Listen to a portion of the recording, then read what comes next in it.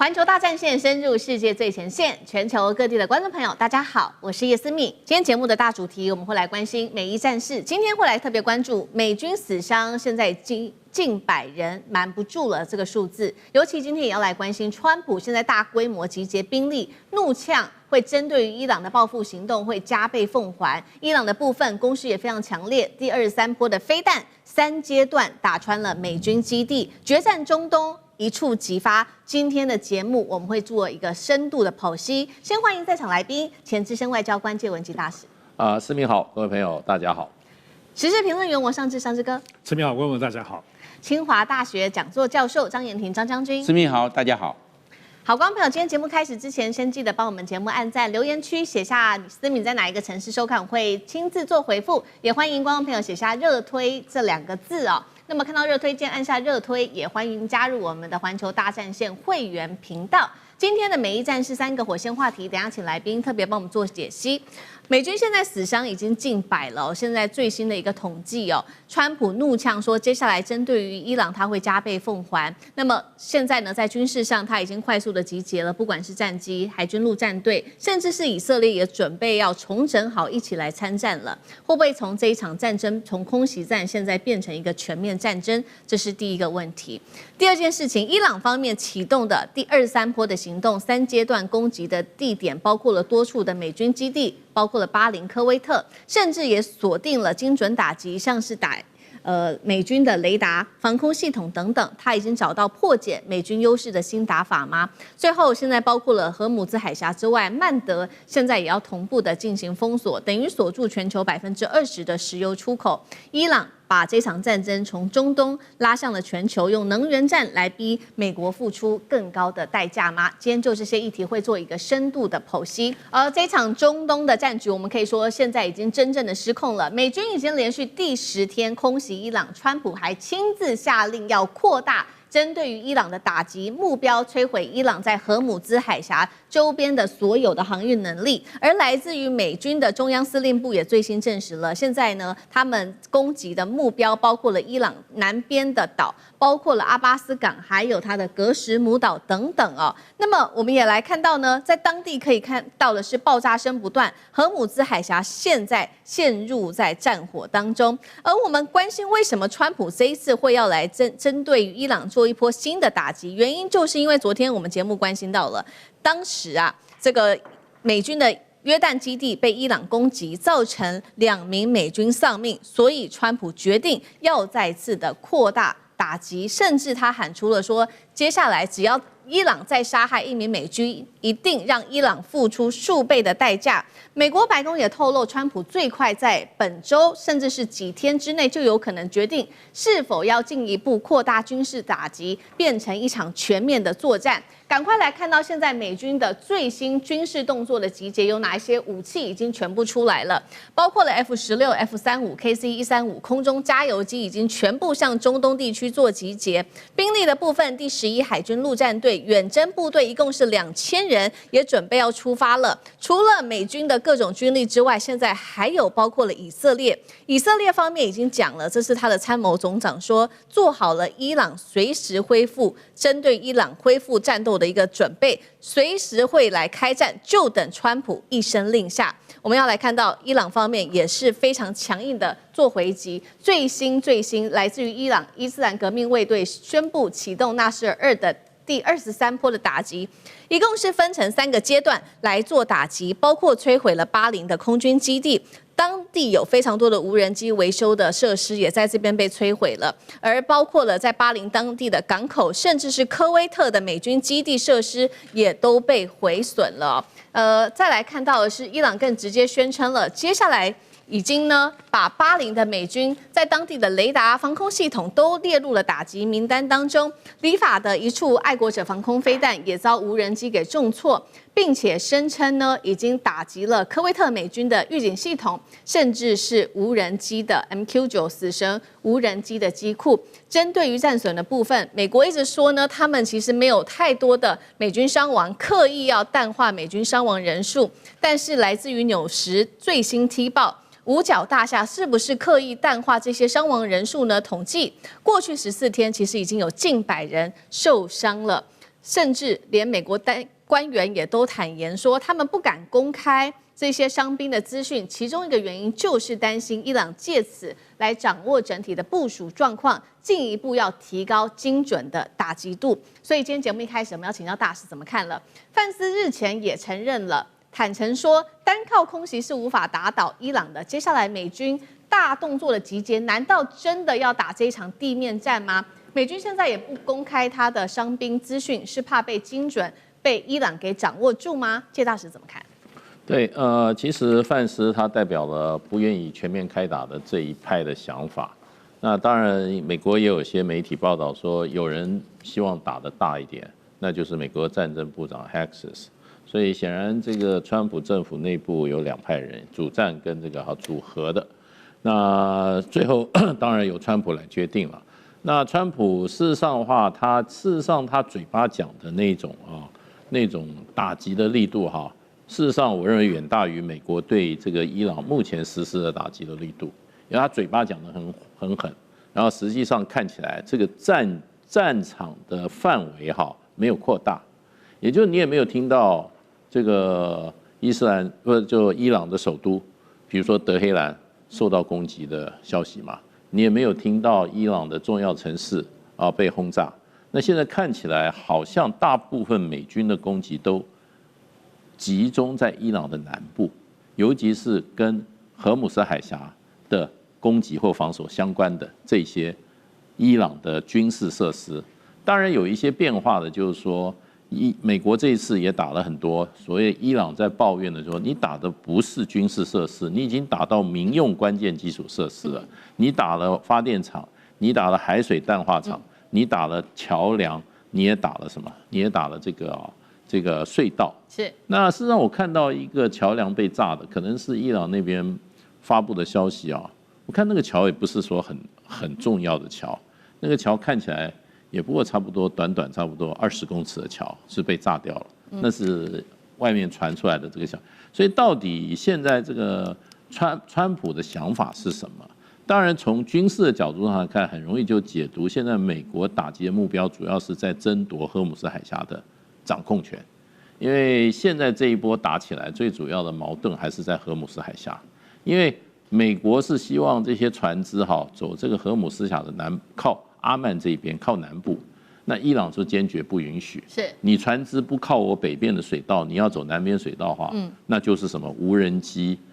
与水雷来伺候。所以这个就在美国在争取这个荷姆斯海峡目前的这个主导权嘛。所以那美国的这些攻击行为也都集中在荷姆斯海峡那一连串的岛屿。那这些附近的设施都有被攻击的这些记录。是。那另外，美国现在这个，所以会不会打陆战？我认为，即使是打的话，也是小规模的。为什么？你打这个陆战，以这个164万平方公里土地的伊朗的话，你派2000人，那打一个小岛差不多。而且那个小岛上面好像也没有什么掩蔽设施。你现在的这种目前的战争的进行的方式的话，你这个2000人上到一个小岛，你没有足够掩蔽设施的话，那你有没有足够的这个所谓的拦截对方无人机或者说导弹攻击的话，那是很危险的。那个伤亡很快就会突破现在的18个人的伤亡，因为现在美军的伤亡，照昨天美国这个五角大厦公布的官方记录。也就是说，一共是死亡18个人，受伤447人。当然，你刚刚提到这个伤兵，他们的受的哪一些伤？这个外面的猜测，大部分都是什么？都是这个被震伤，或者说都是炸弹爆炸的时候，如果没有被直接炸死，要不然就是耳膜啊，或者说这些受到很严重的损毁啊，或者这些震伤啊这些之类。可是呢？这些是不是有严重的部分？因为前一阵子美国媒体就说出来，就变成就是说，当在3月的时候，当美国一个基地被攻击的时候，那个指挥官自己本身先溜了嘛。对。那另外还就是说，这个出现伤兵的时候那很重要的就是说，美国在地的这一些医院并没有紧急施救的这个能力。很多的伤兵是要靠就要快速的运送，把它运到德国或者欧洲的比较有先进那个，因为战地医院是分好多等级的，你那种要实施急救，你要能够很快的把它运送到的，那这个部分也是很大一个考验。不过整体来讲的话，川普最大的软肋可能就是说他不能够见到大规模的美军的伤亡。对，如果有大规模美军伤亡的话，那可能受伤的不是伊朗，而是川普的选情。那所以现在看起来一切就看川普了，他能够承受多少美军的伤亡，是他能够承受这个每一桶石油价格升到什么价位，那这两个是他的软肋。好，我们再快速的回复一下。那其实这场战争打到现在已经造成了18死，美军的部分还有470多人受伤，这是美国自己亲自证实的。那其实光是这2周就有近100人受伤，所以死伤可以说是快速的增加当中。我们也看到这一次美伊互相打对方其实也是做一个精准的打击。美国现在主要锁定伊朗，包括他在荷姆兹附近的港口，许多个港口。伊朗的部分则是打美军的他的基地，包括昨天我们看到的画面，约旦当地的基地。那现在如果说基地一直都被打的话，美军接下来要怎么样才能够集结他的兵力呢？那是不是打这个美军的基地，对于伊朗来说真的是一个很好阻止美军形成完整攻击力的一个方式？伊朗找到了一个新的公式吗？那张将军怎么看？我认为现在就是因为伊朗都是颇是报复美军所派出的武力是来自于哪一个国家哪一个基地，那伊朗就选择报复那个地方。所以你注意看。没有沙烏地阿拉伯，因为沙烏地阿拉伯我们讲要求美军不要从沙烏地阿拉伯来起飞来对伊朗施攻击，那约旦有打约旦，所以约旦还在沙烏地阿拉伯的西侧他都打。那现在就是美军要不要打地面战？我认为他考量的蛮多的，有3个重要考量。第一个，盟国不支持。你要知道，波湾战争也好，伊拉克战争也好，甚至阿富汗战争也好，盟国都有参加。这一次的伊朗战争，法国、英国、德国，英国跟美国的关系最好，英国都没有参加，那你就知道意大利也没有。那盟国不支持，美军要单独对伊朗实施地面战，美军愿意付出这方面的代价吗？要不要？所以盟国不支持，造成美国总统川普这方面的考虑就会筹措再三。第二个，联合国不支持，联合国没有决议说都要对伊朗实施动武，没有联合国的授权，到现在为止，虽然已经3月、4月、5月、3、4、5、6、7，就将近5个月了，联合国没有授权，那美国变成这个出兵的正当性就受质疑。是你这个以前的时候都有啊，阿富汗战争、波湾战争都有，联合国有授权，反恐战争有联合国有授权，这一次没有，所以美国就担保了。那第3个呢？就是美国的怕这个所顾虑的牺牲太大，美国的意愿也不高。你看这个联合国不支持，盟国不支持，你意愿也不高，所以伊朗它就有底气哦。那叫有底气，大家来玩嘛。那现在美国的国家战略目标不清楚，美国如果国家目标，美国要使伊朗国家意志屈服，那你就要军事作战，在作战意志就要让它屈服。没有让军事作战意志让伊朗屈服，你伊朗的国家意志不可能屈服的，是这个有逻辑关系的。那美国也不打地面战，因为打地面战3个条件美国都不具备。第一个，美国的辎重没有到位，坦克是打地面战，坦克、自主炮、榴炮都要到位哦，辎重没到位。第二个，后勤没到位，打仗要后勤，不是说我打辎重上去了，那你后勤的弹药、后续的要不要上去？要，没有到位。第3个，部队没到位，你辎重没到位，后勤没到位，部队没到位，你就不会可能做一个战略展开来做地面战。是，所以现在来看的话，伊朗也知道美国地面战不打，那伊朗就会有底气。所以我认为双方会继续耗下去。好，这场战争还会持续好一阵子哦。那等一下相同的问题也特别请教上次哥怎么看伊朗的这一波攻势哦？主要打的就是美军基地，是找到一个新的打法吗？等一下请上次哥帮我们稍微补充一下。那另外有关于荷姆兹海峡的问题，其实是美伊双方现在纠结的点，因为呢，伊斯兰革命卫队已经宣布了荷姆兹的航运量接近要让它归零哦，等于掐住全球20%的石油的咽喉都被锁死。那这边看起来说双方会不会和谈呢？有可能在10天后，伊朗直接回呛说，这是在赌伊朗人的智商吗？难道跟美国一样低吗？除了荷姆兹海峡之外，现在呢，胡塞也宣布要封锁曼德海峡。曼德海峡的部分，阿拉伯每天在这边运送超过360万桶石油跟燃料，如果出口再度的受阻，影响的又是全球另外7%的石油了。2个问题，尚志哥怎么看？好像我们知道美伊的关系的这个战争的影响，现在荷姆兹海峡基本上已经停了，完全没有运了哈。因为在你只要海想闯关的部分，你要不是被伊朗部分攻击你，这美国也攻击你哦，所以现在荷姆兹海峡就断了。那现在看的部分是曼德海峡。那曼德海峡在7月20号呢，胡塞组织已经确定，那么要封锁之后，可以说对于全世界的部分的油价雪上加霜哦。原先美伊战争起来的时候，大概油价就涨到80几块了，然后曼德海峡一关，那么一封锁的话，油价瞬间已经大概突破了91块，现在大概都是在90块、89块上下。现在此刻哦，这布兰德原油。那我们来看，其实它的影响层面是什么概念呢？我们知道，其实，在曼德海峡，因为大部分是沙特运的油比较多，那在这里头，其实每天原先是大概740万桶，如果连带荷姆兹海峡加起来，两边每天是2400万桶。那曼德海峡部分的这个地方的影响性是，一旦这里封了之后，两边最主要的波湾国家的主要的运输就断了。那影响所及，其实最大的还是就是亚洲地区，中日韩、印度，包括东南亚为主，这边受到影响。那你不走，你就只好绕一大圈，绕到海望角。首先呢，在这几天，其实国际的这个邮轮的运输已经大涨300%，而且如果你真的要走海望角的话，要多14天呢，2个礼拜，多数十万元的你要付出的这个油料跟其他的部分成本。所以现在大家在整个市场上看，如果这个部分继续下去，虽然希望它能够和缓，有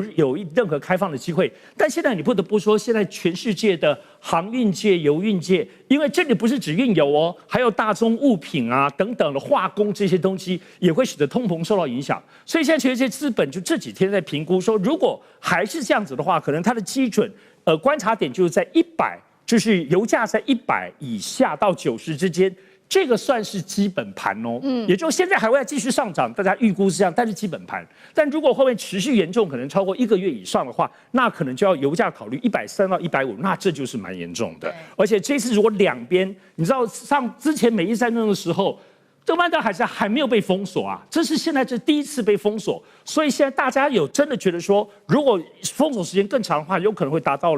在一开始在美伊战争的时候，大家说哇，最严重的是油价涨到200元，那这个就是这个颠覆性的对于全世界的部分的影响。那当然知道，其实胡塞组织其实它其实不只是听伊朗的，主要它还是跟沙特之间有很多的争议，所以大家希望是胡塞跟沙特的争议局部的能够化解之后呢，让曼德海峡如果能够通畅的话，对于全世界油价的帮助会好一些。好，谢谢尚志哥，那我们休息一下，马上回来。观众朋友们，我们要开会员频道啦！因应呢美中、中东还有印太的乱局，你看到的是新闻，我们看到的是背后谁在操控这个世界。加入会员可以取得独家视角的通行证，你将优先取得更深的观点判读，包括了核心真相分析、历史脉络拆解、局势推演逻辑。同时解锁会员勋章、优先互动权、问题解析、幕后花絮，支持我们制作高品质的影片。点击下方的加入键，一起成为战友吧！我们会员频道见。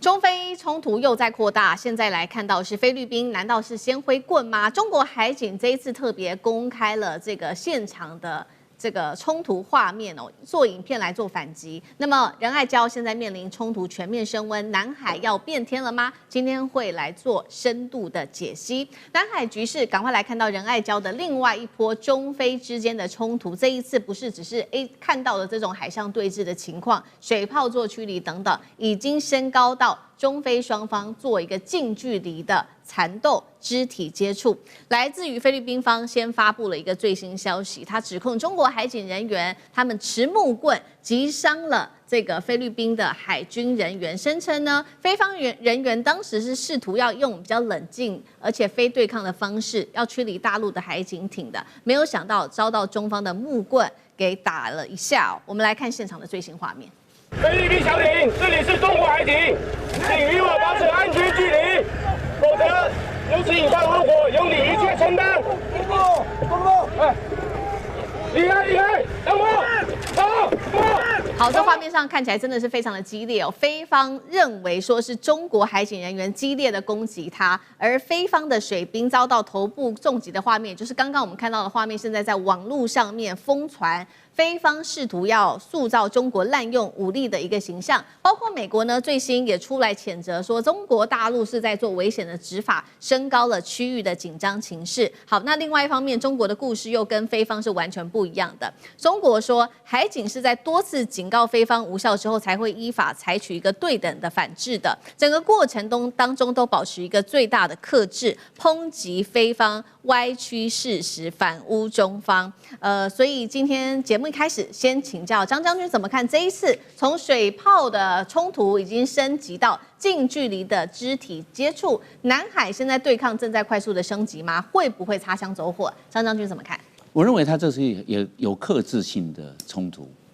然后不要让它升高。第一个，解放军不参与，是海警船，海警船是执法，那解放军来就不一样了，那都是上面又是弹又是炮的，然后你看这个海警船上面连枪都没有，连刀子都没有，拿的是棍棒，连刀都没有。那换句话说，这是我们讲，这是个克制性的来取缔。菲律宾马德雷山号，它这2艘这个橡皮艇，中国大陆是小艇的，上面8个人嘛，拿的是棍棒。然后注意到都有做录影，存证，所以那我们知道，既然有录影存证，那这个的冲突就是克制型的冲突。那中国大陆为什么在这个时候要这个把这个取缔的手段增加呢？我认为时机对了，时机到了。第一个，这个南海仲裁案刚好今年是满10年，而且是这个月满10年，菲律宾在这方面想要这个类似大张旗鼓、大肆宣传。那中国大陆人在这个时候没有动作吗？就看菲律宾好像在那边这个大肆宣传，在这个宣传战上面好像要取得优势。中国大陆想想看，那这个时候不出手，何止出手？第二件事情就是美国的海岸巡防队也派了这个船进驻到南海地区。那美国派到新加坡，也到菲律宾，那你这个是针对的目标是谁？针对的是中国大陆。那中国大陆想说，你都派这个那个域外的国家都派了海岸巡防队的船只过来，那个中国大陆在这方面会退缩吗？如果这个时候中国大陆没有做表态，要不是说中国大陆认为美国派的船是有用的，那表示说对我来讲产生后作用，中国大陆要表示，你派这海岸巡防队过来这边想要帮助菲律宾执法是没用，我照样执法，我照样取缔，我照样实施更积极的驱离行动。是，这表示说，我就让美国来看这一场冲突。那美军有没有介入？美国海岸防卫队不在啊。第3个最好的时机，现在美国跟伊朗在冲突。美国的焦点都在中东地区。你这个南海地区啊，菲律宾你乖一点，我现在重点是在中东地区，我在那个双海峡、荷姆斯海峡跟曼德海峡，我很伤脑筋。你现在乖一点，我现在没有分身乏术，我重点不是在南海，是在阿拉伯海，是在荷姆斯海峡，是在我们讲的波斯湾。这个时机要什么？中国大陆这个时机要出手，因为等到伊朗中东地区的这方面的冲突告一段落，那焦点会过来啊。所以现在来看的话，中国大陆这3个盘算，所以是克制型的、棍棒型的，是小规模的冲突，并不会扩大。好，中国大陆有选择时机针对于这个菲律宾来做一个出手，那刚好南海仲裁10年，这是一件事情。第二件事情还有这个停在仁爱礁的马德雷山号一停了20年，所以中国大陆是不是现在也想出手了呢？我们稍微回顾一下，它当时停的时间是在1999年，菲律宾它刻意将2战时期登陆舰刚刚提到的马德雷山号就给它搁浅在仁爱礁了。那他说是单纯的技术故障，结果这一放就放了20年。那菲国人员长期在这边呢驻守，包括他们的人员还有军事补给，成为中菲南海主权最敏感的一个地方。那中国大陆大陆为了要赶走这艘船，也用了一些方法，包括他说这长期已经破坏了生态。像是这边有驻守的人员哦，所以造成了生活污水的排放，或者是造成了这些大量的珊瑚死亡啊、船体这个锈蚀，还有垃圾焚烧，都破坏了海洋生态。接下来大陆会不会有一个比较大的一个动作，去破坏这个去阻止在这边马德雷3号继续的运补，甚至把这个船给驱离走？那上次哥怎么看？我在看这次冲突，我个人倒不那么觉得马德雷3号是很重要的哈，因为这头讨论蛮多，还是在这次冲突的时机点，我认为还是有点有趣。因为这个时机点上呢，首先都知道当然菲律宾挑衅的，但是不要忘了，刚刚前面讲到这一次有关于南海仲裁10年，对，其实它是2大阵营哈，美国那边呢拉拢了十几个国家来说要支持这那阵营，中国你要道歉等等。可是还有一个比较特别的是俄罗斯哦，俄罗斯在这个礼拜当中是这10年来第一次表达是站在中国这边哦，所以这里头当然这里头还是有些这个国际地缘政治的这个对应啦，但时间点是还是微妙，有时候这种对抗性就是这几天其实还蛮高的。除此之外呢，就是大家都看到那个中国大陆官媒哈，就是推出了一个 AI 的短片，这个 AI 短片当中呢，就是有一只猴子。中国大陆在取笑菲律宾就是飞猴，就是一个猴子，然后两个人手，就是说表示这个部分是这个中国跟这个欧洲的部分，其实就在这个就都是顺着他们所摆布啦。然后最后呢，他想要攻击一个船舰，就是中国的船舰，被中国这个水炮打过去，那个真的是 AI 做的蛮精密，而且是一首歌来唱歌，而且有英文歌词。我认为这个讽刺性会太大了。前2天这个整个菲律宾当中的媒体里头都针对这个是头条标题在大生气哈，我认为有这些意气之争，而且我认为每次只要在南海当中有一点冲突，大概都是什么？都是马克思在国内当中的政局有一点的问题。那么最近问题是什么？其实还没有疑问，就是沙拉杜特地的弹劾案不顺。沙拉杜特弹劾案在第一次控方当中表达的这个部分，说他要杀马可斯这个东西，就基本上被驳回哦。所以现在开销查沙拉杜特地的这个账的这个部分，是，而且现在真的就是他需要16票才能赢，现在马可斯只有13票，只有5票中间票，那能不能拉3票过来都很难说。而且现在菲律宾的军方对于这件事是表态说他们中立哦。就我们刚刚提到跟中国大陆吵的那个国防部长，他既然表达说这件事情菲律宾的军方是中立，当菲律宾军方是中立的时候，就基本上有一点暗中支持杜特地的这样子的意思。我认为这些都是我们看到周边的因素堆积在南海这一次的事情。我为什么认为南海这次我都觉得这个马德雷3号其实比较次要？因为其实在今年上半年到现在值得注意的真的是什么呢？是美国从今年年初拨补了，无论是在海军，包括海巡，我们讲海巡吧，拨补给菲律宾海巡有6艘哨兵级的快速巡逻舰，跟2艘的这个远洋巡逻艇，另外还有一些无人舰跟无人艇，都是2027年，就是这5月之后的拨给菲律宾用的哦，是海警的部分，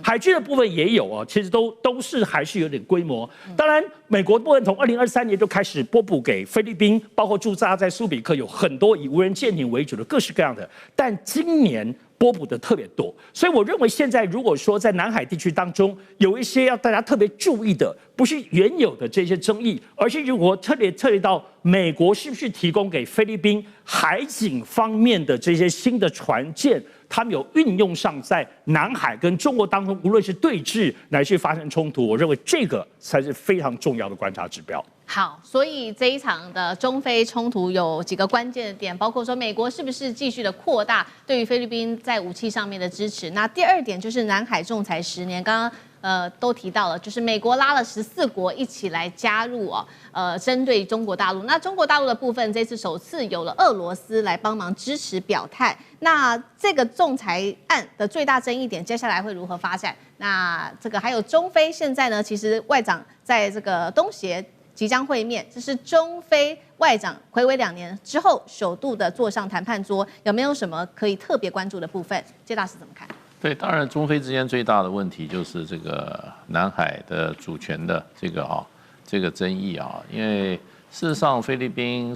它是在扩权啊，因为菲律宾在这个从这个西班牙的殖民地被交给美国殖民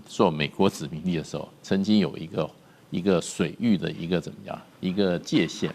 那么往北呢，它不超过北纬20度，那北纬20度，所以现在大陆很多学者就说，北纬20度的话，那巴丹群岛属于中国的。对，因为巴丹群岛在北纬20度以北啊。而且它在地理形势上，它是属于跟台湾岛是在同一个这个地脉之上，海底的地脉之上。所以再往西边的话，事实上它现在这个巴拉望岛，事实上是不是属于菲律宾都有问题。所以菲律宾不能说独立以后突然说这个南海的主权都是他的，因为靠近他。因为事实上的话，当时对于菲律宾这个领土范围的时候，比较明确的一个证据就是，当时西班牙交给美国的时候，他那个所绘制的菲律宾的范围，那个是应该是最权威的。所以菲律宾对于南海来讲是没有任何历史法律的根据，就在胡闹的。靠近你家就是你的。那这个世界如果用这个原则的话，那它老早大乱了，对不对？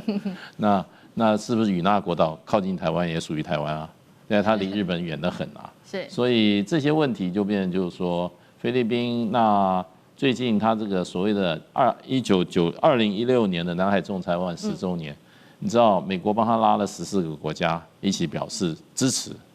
就这14国家里面没有一个除了菲律宾以外，都不是南海周边的国家。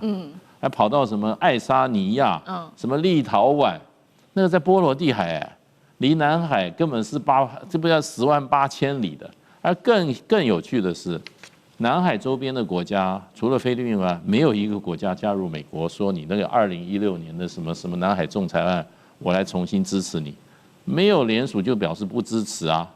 美国搞这种东西就是50K啊，你们都来支持。越南支持没有？越南没有支持。对不对？马来西亚有没有支持？马来西亚没有支持。印尼有支持吗？印尼也没有支持，所以这个是根本就是从这些周边国家都不支持的，然后就是一场闹剧嘛。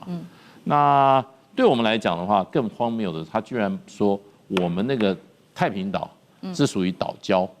你知道这场审判不但他在程序上他没有管辖权之外，他那个实质的审案，他的实质的裁决更荒谬。别的我们就不说了。太平岛他说是属于岛礁，你知道太平岛是完全符合国际海洋法公约第121条，是属于岛屿，而且是可以作为划设领海基线的岛屿的。因为121条规定非常清楚，有3个条件。第一个，岛屿为自然形成。日本在那个冲之鸟那个一块礁石里面，他给它旁边用混凝土把它搞成那不算岛。太平岛自然形成，然后呢，高潮时浮出水面，那是绝对是事实。第3个，它怎么样？它能够维持人类在上面的经济生活。你要简单的就说你要有淡水了，你要可以种植一些作物。我去过太平岛，是我本身去过，0.5平方公里。上面既有井水可以维持这个井水，另外它的土壤也可以种蔬菜。也可以种椰子，那上面椰子树一大堆啊，所以就变成这个裁决居然说我们的太平岛，不符合121条，那不就是当时马英九总统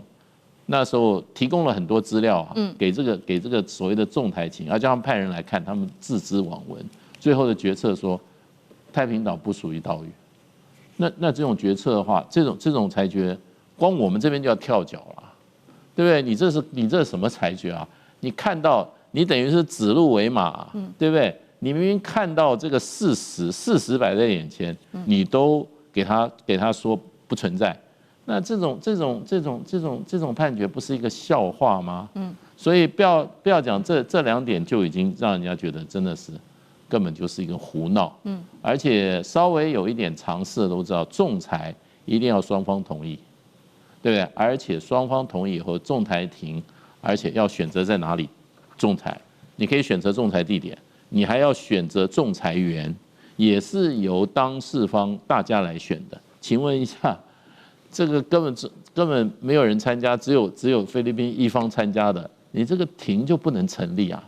那你怎么最后还有成立，还做了一个判决？而判决这么荒谬的，连太平岛你都把它说成是岛礁，所以呢，这个完全是怎么样？一个政治性的一个案件，完全没有法律的合法性，不合法啊。然后呢，也没有任何拘束力，就是一场政治闹剧。所以呢，不但这个国际社会只有少数听从美国的这些小国来加入声援，10年以后也不就14个国家。那最重要的是，所有在南海周边的重要国家，没有一个是对这个什么10周年，人家没有任何表达，也就是说，就是一场闹剧。好，谢谢谢大使。那我们休息一下，马上回来。观众朋友们，我们要开会员频道啦！因应呢美中、中东还有印太的乱局，你看到的是新闻，我们看到的是背后谁在操控这个世界。加入会员可以取得独家视角的通行证，你将优先取得更深的观点判读，包括了核心真相分析、历史脉络拆解、局势推演逻辑。同时解锁会员勋章、优先互动权、问题解析、幕后花絮，支持我们制作高品质的影片。点击下方的加入键，一起成为战友吧！我们会员频道见。日本的重量级企业现在拉起了警报，中国大陆的稀土战今天要来看到已经重挫到，包括了日本的三菱重工、日立、信越化学都遭到锁定了。稀土战在升级的时候，包括了当地的军工、高科技供应链会不会迎来危机？欢迎观众朋友留言来跟我们一起做互动。如果您认为会对日本的产业造成影响很大的重击，留言写1；如果您认为这个影响不深，日本自己有其他的方案，帮我们留言写2，一起来做讨论。3个火线话题，等一下一样，我们请来宾来帮我们做解答。好，我们现在要来看到这个中国大陆的稀土战已经好一阵子了，但是现在有了一个最新的数据，光是6月份现在呢，在这个中国大陆对于日本的制裁的部分，其实5月的时候有稍微放宽一些，但是呢，在6月的时候，对日本它有在祭出4大战略元素，给它几乎是断供。这当中包括了加、敌、特跟乙，全面来做一个精准的打击。为什么锁定这4个元素？等一下来看。第二件事情，现在其实有具体的企业已经受到了影响，都是日本的这些重量级企业全面承压。包括我们刚刚提到的几家。那如果稀土继续管制的话，日方也做了一个经济的一个估算。损失恐怕达到2.6兆日元，对日本产业的重击有多严重？那么现在包括了美国跟日本，他们都投了，包括有美国的部分投了数千亿要重建去中国化供应链。日本方面现在开始拆解它的马达要回收稀土，能够成功摆脱中国供应链吗？好，今天我们会来做深度的剖析。好，这一场稀土战现在已经不是贸易反制，可以说是精准打击。我们来看到中国大陆对于美国的打击是，其实呢，6月份对于美国稀土出口虽然已经回升了，但是上半年的话，整体的量还是比当时中美贸易战前暴减了大约幅度高达2成。那中国6月份则是持续收紧，对于日本的出口已经降为0了。就是这刚刚我们提到的4大元素，直接打击到的就是日本的军工跟它的制造业2大核心命脉。好，我们看看这4个元素的稀土为什么这么重要。先看到第一个敌跟特它们这些是属于高性能永久磁铁的关键原料。加的话就是跟半导体、5G 有关了，所以是科技产业。再来乙的话是大量的用在不管是这一些航太的发动机、材料或者是雷射系统、半导体都有关系。具体已经拉起警报的企业，包括了三菱集团5大核心企业，像是三菱造船啊、三菱重工等等其实都有受到蛮大的一个影响。那这当中包括他们参与了飞弹、防空系统、军舰、战机零组件的一个制造。好，再来我们要看到的是日立企业也受到影响。影响的就是它的工业设备、能源系统、高阶电子的生产，还有牧田跟信越化学，影响的是半导体企业，甚至连我们来看到手表相关的企业 ，Citizen 跟欧姆龙也公开示警，如果出口再持续的受到限制，未来的财务会受到严重的打击。好，所以为什么北京6月份要针对这4大元素做一个收紧的动作？哪一样元素对于日本产业受害最深？那介大使怎么看中国大陆的目的？现在看起来，我看了各界分析现在4种稀土里面就是低跟特，这2个这个稀土对日本的伤害最普遍最大，因为它基本上就是说主要用于新能源，主要用于这个风力发电，那么甚至汽车制造，还有怎么样，还有这个有关的这个晶片制造的这个最重要的材料就是永久磁铁，这样子的这个关键的这样子一个产品的制造会造成致命性的伤害，而且最重要，它没有替代品。也就是说，你失去了永久磁铁这样子的一个重要的这个工业的一个这个产品里面重要的这个最重要元素那你的打击面是非常广的，打击面非常广。那你其他比如说镓的部分的话，它主要是用于这种高精密的这种通信或者说是这种雷达，这里面很重要的。那它打击的这些产业是比较不是面这么广，可是你如果是永久磁铁它的整个生产受损的话，那这打击面就是一片，那当然中国大陆对日本的这个禁运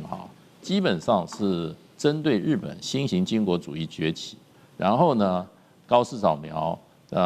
这个妄图干涉两岸的事务。那中国大陆认为这个是对中国大陆核心利益的一种公然的一种威胁，那必须要对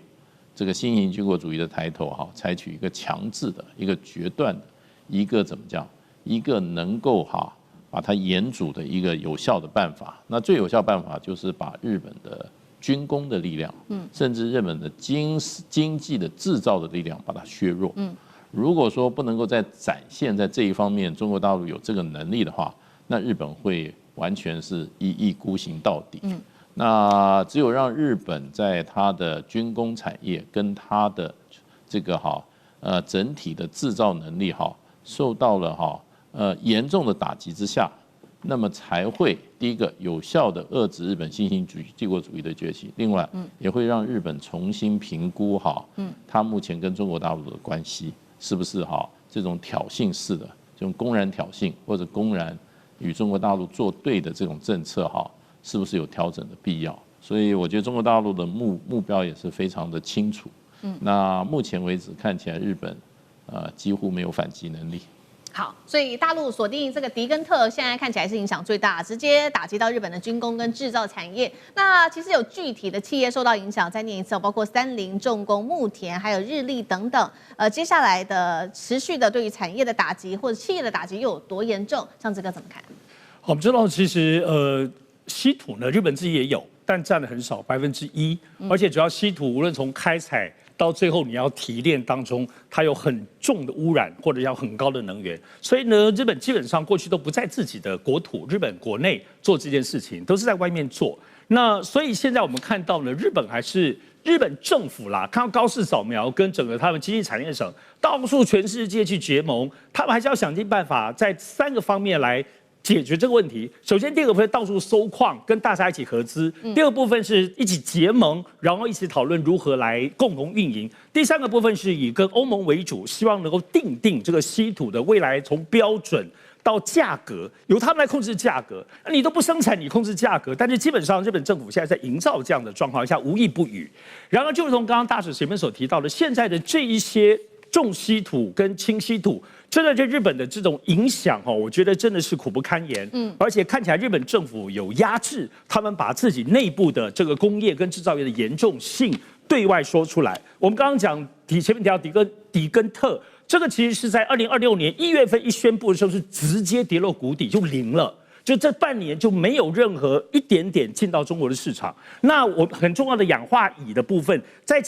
一开始马上就跌90%，到6月之后也都完全1公斤都没有再进到日本了。那我们都知道这些，另外还有7种的重稀土，其实也都是从1、2、3月的时候立刻大降很多，到4月之后都80%没有再进来。你看。重稀土都没有进来了，轻稀土呢还是有持续进去，因为有很多的一般的制造业日本用，但是也减了30%左右。所以你看这样子的减量，那对日本的部分都知道，我还是整理一下。首先第一个影响最大、面向最大就是汽车业。那现在其实丰田、本田这一些所有的日本的部分汽车都受到影响很多部分产线其实是有萎缩的。第二个重要的其实是半导体业，我们到时候信业化学就受到很多影响，因为这里头像氧化乙这些东西都是重要的。第3个影响是整个供应链，制造业的供应链大大小小，包括机器人包括等等的这个包括这种所谓这个太阳能啊、风电这些里头需要的东西，其实都有关。好，第4个是最关键，那就是军工业。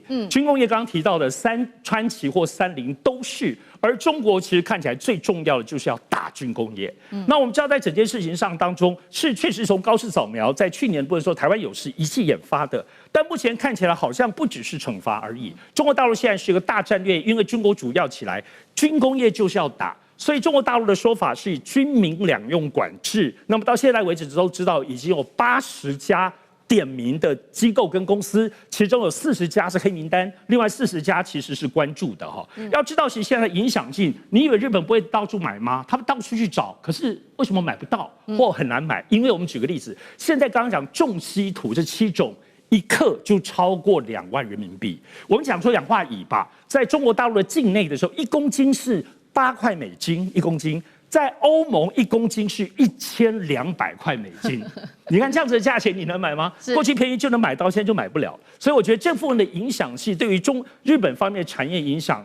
端看大陆是不是要把日本的制造业，尤其军工业打到残、打到烂、打到死。如果会。中国大陆的战略就是这么做的时候，我认为这当中没有任何消停跟改变的可能。好，所以日本现在赶快想办法。那真的办法也不多，除了做回收，上次我们提到之外，现在呢也去拆提炼马达，要提炼出稀土，但是也被这个外界笑说，这个报废周期恐怕需要15到20年呐、你到底要怎么做？然后再来就是稀土的提炼，重稀土的精炼能力都还是握在中国手中。日本有办法成功吗？张将军怎么看？我认为日本它要去红，去中国的这个中国化的供应链，我认为，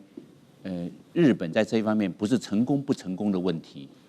这是日本的一个重要的手段。它要凝聚国家意志。它的战略目标跟去中国化这个路线来看的话，并行不悖。我就是要凝聚我的国家战略目标。那有3个步骤，第一个步骤就是要凝聚国家的意志。那这样越抗中越反中越去红，日本的国家的意志会越凝聚。所以不是经济的问题，是国家战略目标的问题。我就是要去中，我就要走抗中的路线，我才能够凝聚。因为日本的经济表现并不好，那要怎么凝聚？就是去中去红。所以这个路要走。那第2步要做什么？第2步就要进行修宪，因为我国家的意志凝聚了，我就要修宪，非战宪法基础要修掉，我就有正式的军队了。因为现在日本没有军队，只要自卫队。那他一修宪完毕之后，修宪的话就第9条一修掉之后，就是日本国防军，日本武装部队就出来了。那就是正常国家的模型就出来了。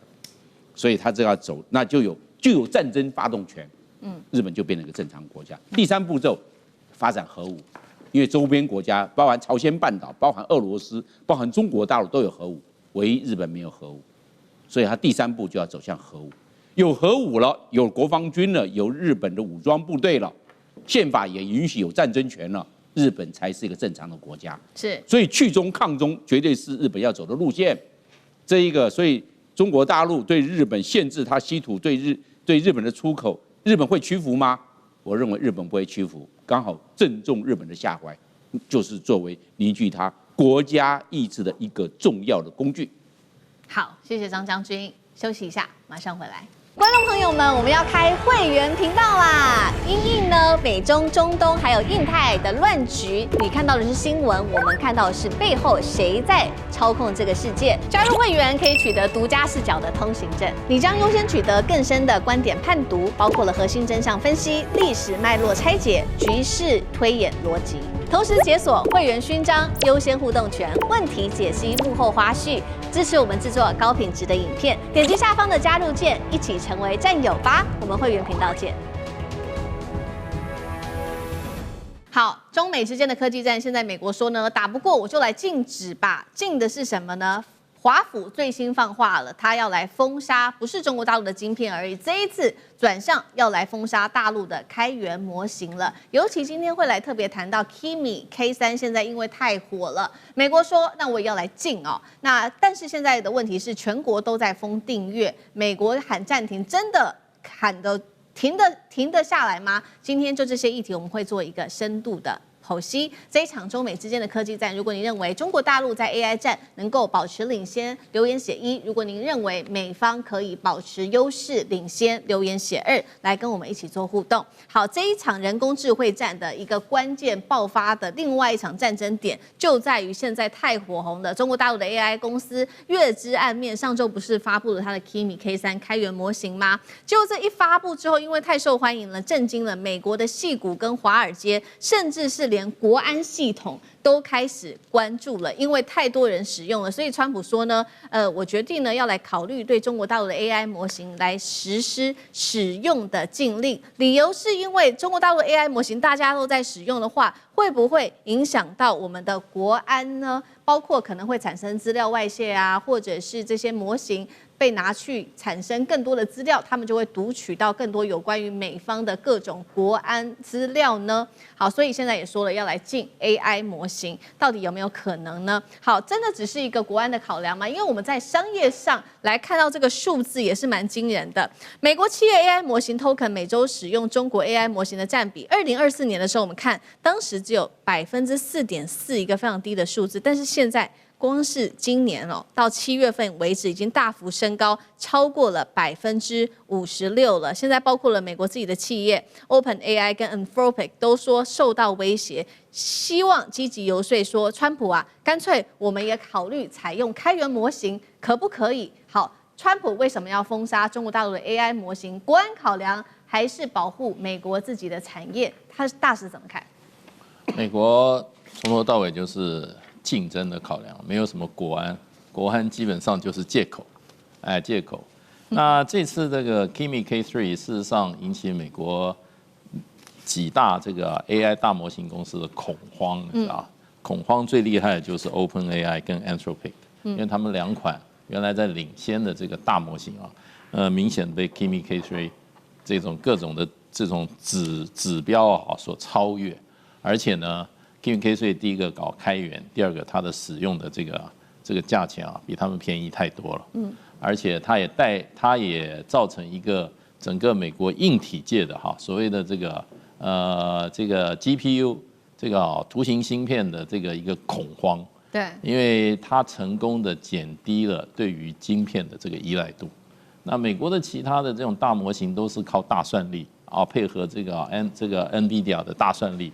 那这个中国大陆的这个几个大模型，从 DeepSeek 到现在 Kimi K3 基本上都可以在中国大陆现有的晶片上来运作。是。那这 Kimi K3 它是同时可以在这个中国大陆华为的这个升腾芯片上，跟这个美国的 NVIDIA 的芯片上来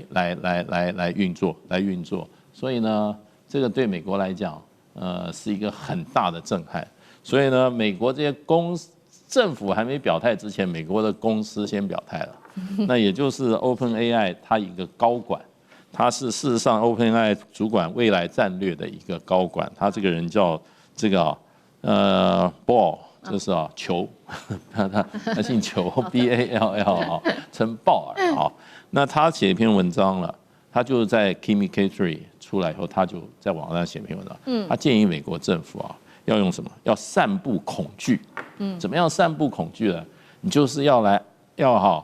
散布一个消息，就是说这个中国大陆的这种 AI 大模型都有后门，它会窃取你的资讯，它会窃取你的这个内部的机密，所以要来散布。散布以后就会产生一种寒蝉效应。这寒蝉效应就是说，很多美国大公司因为怕这个公司内部机密被这个中国大陆的这个大模型这个 AI 大模型的公司所收取